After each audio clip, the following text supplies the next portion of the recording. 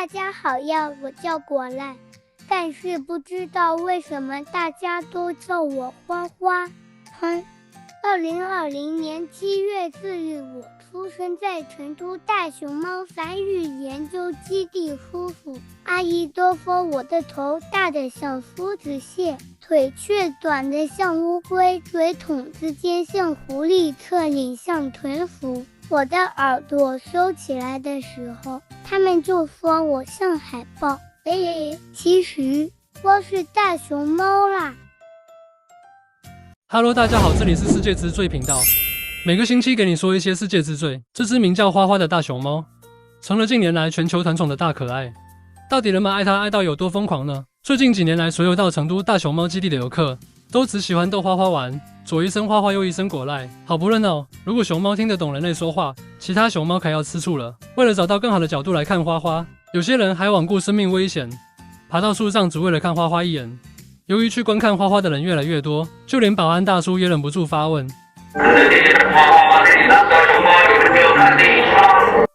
这也没办法啊，谁叫花花小朋友魅力无法挡呢？花花小朋友还有忠实粉丝，在微博还拥有自己的超话，护花使者粉丝人数已超过50万哦。可可爱爱的大熊猫是中国的国宝，从很早期就代表中国到海外担任和平使者，几乎每个接收大熊猫的国家都会掀起一股大熊猫热潮。由此可见，大熊猫对中国而言存在着有一种极为特殊的意义。不过，你知道吗？大熊猫在成为国宝的100多年前，曾经历过一场残忍的大屠杀，直到1988年才被列入中国的国家一级重点保护野生动物。到了1992年才正式成为国宝。他们在这100多年来都经历了什么可怕的事件？后来又怎么被世界关注？他们是如何从没有存在感的大熊猫，后来逆风翻盘，成为了一个国家的至尊国宝的呢？其实他们一路挺过来实在不容易，甚至可以说是一部活生生的大熊猫屠杀史啊！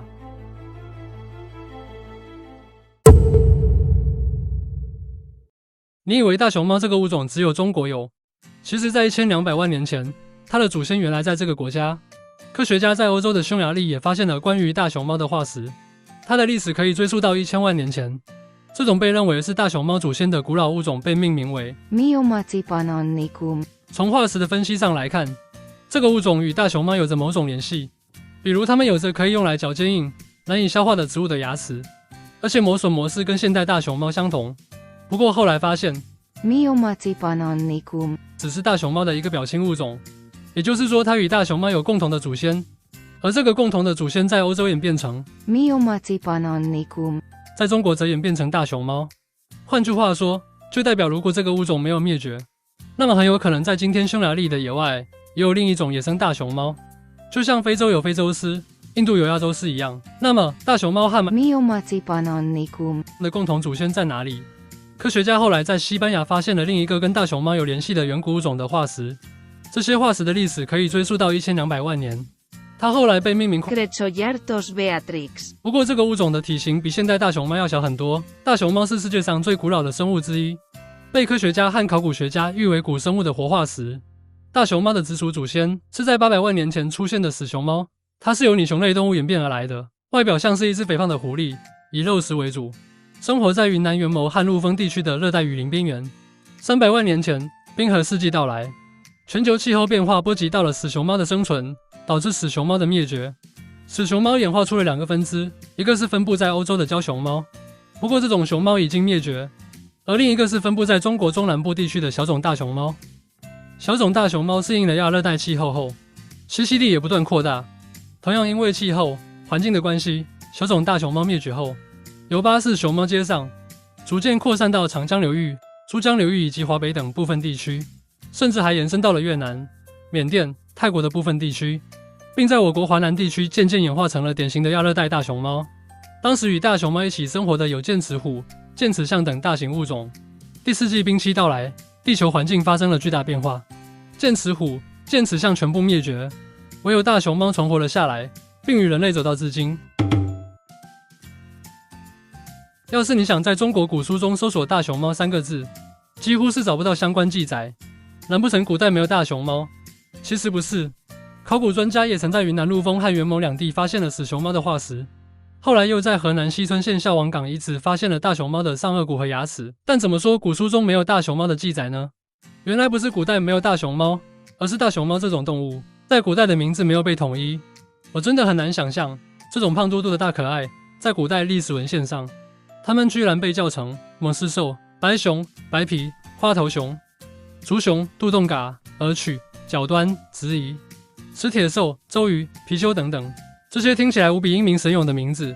估计连如今靠卖萌为生的大熊猫们都没想过，他们的祖先在史书上的形象居然是猛兽，骁勇善战，英勇无比。在许多史料文献中，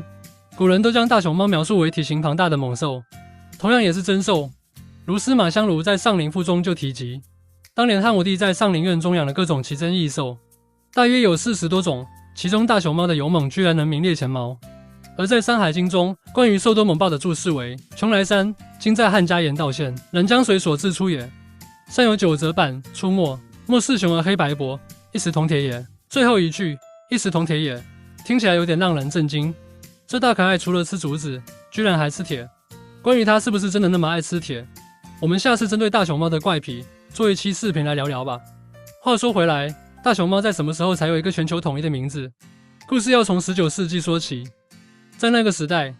西方科学界和考古学界开始对中国产生很大的兴趣，纷纷到中国探险。在那个时候，不少辉煌的中国文化符号，比如敦煌和北京猿人等都是西方人发现的，而熊猫也不例外。1869年，法国天主教传教士兼博物学家戴维德在四川宝兴县邓池沟的一个村民的家，看到了一张大熊猫皮。这对没有见过大熊猫的他来说，这动物可能是个新物种，于是就花费了大量精力去捕获一只活的大熊猫，然后将它制成了标本，送到法国国家自然历史博物馆。熊猫当然不是戴维德发现的，在他之前早有当地村民知道熊猫，只不过当时候的村民称它为花熊。但戴维德无疑是真正让熊猫进入科学界与公众视野的人。从这个意义上说，他虽然不是发现者，也在熊猫认识史上起到关键作用。从花熊就变成了熊猫，经过戴维德的发现与初命名、拉丁文名字确定，到英文名字的确定，再到中文名字的确定，是一个复杂的名字演化过程。当熊猫标本被送到法国国家自然历史博物馆后，当时的法国动物学家爱德华兹就将它命名为 Eluropoda melanoleuca 而这里的 Eluropoda 是猫脚的意思。当时在国际动物学界已经知道了后来被称为小熊猫的物种，它的学名是 Elurus fulgens 爱德华兹认为大熊猫和小熊猫很相似，所以给它起了一个类似的名字。在那时候，小熊猫在英语里的俗称是 Panda， 这个名称可能来源于南亚叫法，而中文在19世纪就已经翻译成了熊猫。自从法国天主教传教士兼博物学家戴维德发现了大熊猫的存在后，其实也是大熊猫面临凄惨命运的开始。这时的西方社会正处于地理大发现之后的物种大发现热潮，而且有一位名为欧内斯特·威尔逊的英国学者更在书籍中断言，大熊猫是中国西部最值得狩猎家去追寻的猎物。于是多个西方远征队开始进入中国西南的深山寻觅大熊猫的踪迹。好在那里山峦叠嶂，竹林密集，成了捕猎者最大的障碍，但是却更能激起西方人内心的征服欲。多年之后，终于出现了世界上第一支猎杀大熊猫队伍，成员是美国前总统罗斯福的2个儿子小西奥多和克米特。他们成功捕猎大熊猫后，将熊猫做成标本并带回了美国，当时受到了美国民众英雄般的欢迎。自此之后，猎杀大熊猫更成为了西方世界骑士级的荣耀。后来猎杀大熊猫的人数不计其数，其中最为著名的一个名叫戴维克·罗克特格雷厄姆的美国传教士，对大熊猫的猎捕激进疯狂。从1929年至1934年期间，就猎杀了20只熊猫作为标本交给美国国家博物馆。至今还有一只熊猫的头骨还展示在博物馆的骨骼厅里。在戴维德发现大熊猫的67年后，也出现了世界上第一位捕获活体大熊猫的美国人露丝，使得大熊猫从博物馆走向动物园。从1936年至1941年，但是美国就从中国弄走了9只大熊猫。另一名有熊猫王之称的英国人丹吉尔·史密斯，在1936至1938年期间，就从中国收购了9只活体大熊猫，并把其中6只带回了英国。尽管西方人猎杀了大熊猫接近了半个多世纪，并且知道它是濒临灭绝的珍稀动物，但中国人对大熊猫的了解还几乎为零。所谓落后就要被挨打，西方人野蛮且粗暴猎杀大熊猫的行径发生在清末民初时代。基于内忧外患的时期，即使后来的政府有对大熊猫采取保护措施，但基本上形同虚设。直到1950年，中国政府才开始意识到保护熊猫的重要性，颁布关于稀有动物保护办法，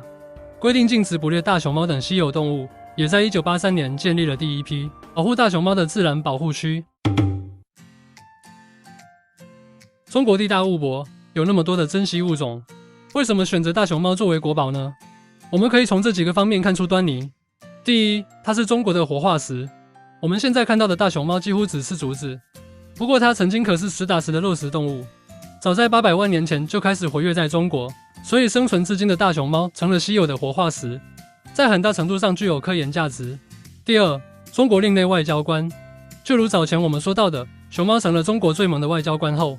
开始成为了友谊与和平的象征。它憨厚可掬的模样与温顺的性格，可爱无害的外表消弭了政治计算的冷酷。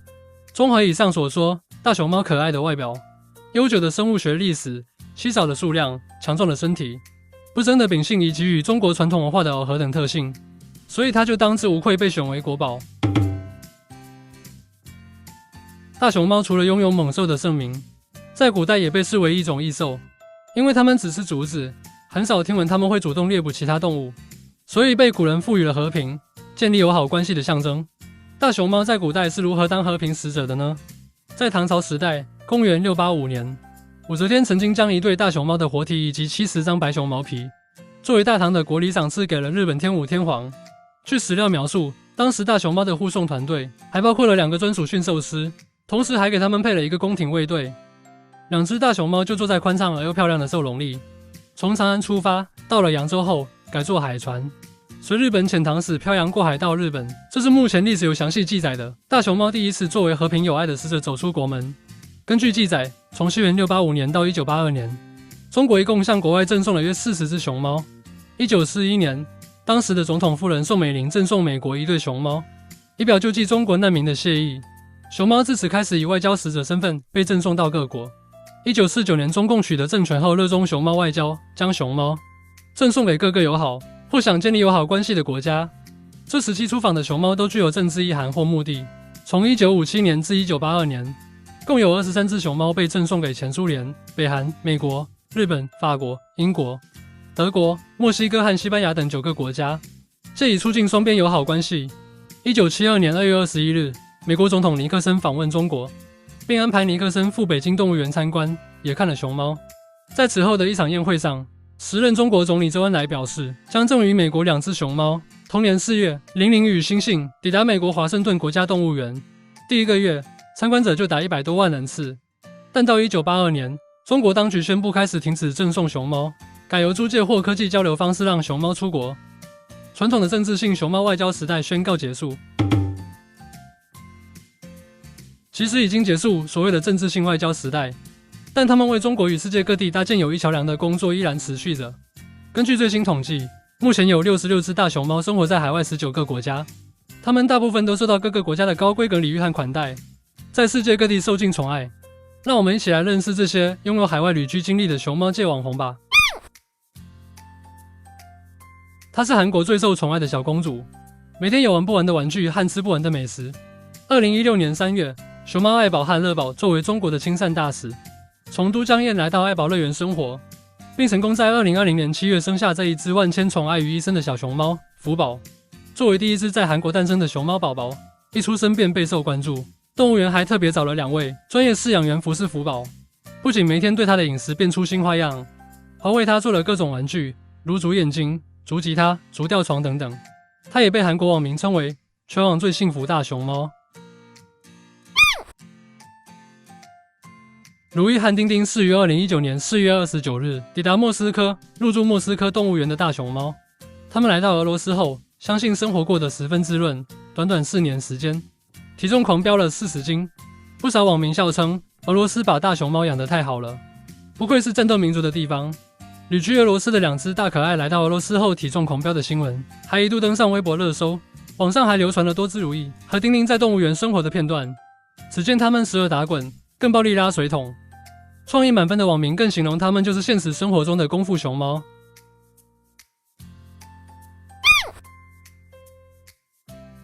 圆梦是一只法国出生的雄性大熊猫，它天生一身卷毛，被法国熊猫迷们亲切地称它为卷卷、小废头子等。作为唯一一只法国出生的法国贵公子，不但深得民心，连法国总统夫人的心都被他的可爱给融化了，还成为了他的教母，可说是史无前例。2017年出生的圆梦，可说是越长大越是调皮，日常最喜爱的娱乐活动就是跟妈妈抢竹子吃。据悉他即将在2023年回到中国，希望他在中国能够尽早适应环境吧。这两只拥有特别姓名的大熊猫，是第一对旅居中东地区的中国大熊猫，它们的原名分别是四海和晶晶。它们于2022年来到卡塔尔熊猫馆的新家。两只熊猫不仅各自享有私人花园泳池，还有7人团队专门照顾起居饮食，就连使用的竹子也是由四川空运而来。现年5岁的男生晶晶最爱吃喝睡，躺着晒太阳是他的至高享受。14岁的女生四海则活泼好动，还具有很强的好奇心。最厉害的还是他们听得懂四川话、华语和英语。多才多艺的两只大可爱来到卡塔尔后相当受欢迎呢。不少慕名而来的熊猫粉丝们除了会来到熊猫馆拍照打卡，也非常愿意购买一些价格偏高的熊猫礼品。他们可以说是名副其实的招财猫哦。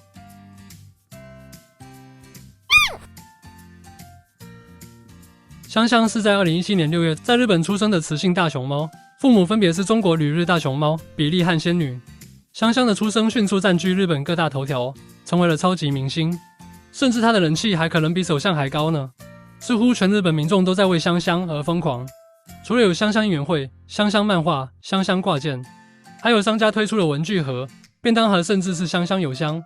2022年，香香5岁生日的时候，东京上野一家百货商店大楼外挂出了5层楼高的巨幅海报，祝贺香香生日快乐。虽然香香在日本出生，但可惜她已经在2023年2月归还给中国。大批的日本民众都踊跃到动物园跟香香道别，还有一些民众忍不住流泪哭泣，难掩不舍之情。大熊猫历经数百万年的演化而生存至今，但它们的存在并不是为了在动物园取悦人类。在动物园里的大熊猫不会是真正快乐的大熊猫，它们需要生活在自己的自由王国里。只可惜这些在1000多万年前就出现在地球上的物种，熬过了长毛象、剑齿虎的大熊猫，熬过漫漫冬寒，却可能因为随着气候环境的变迁，栖息地被人类蓄意破坏之下，若问题不被正视，很可能它最终还是在人类手上绝灭。好了，今天的分享到此结束。你觉得人类对熊猫的保护工作满意吗？欢迎在下方留言告诉我们你的看法。如果你想知道更多的世界之最，赶快按下订阅按钮，并按赞分享给你的朋友们吧。我们下期见。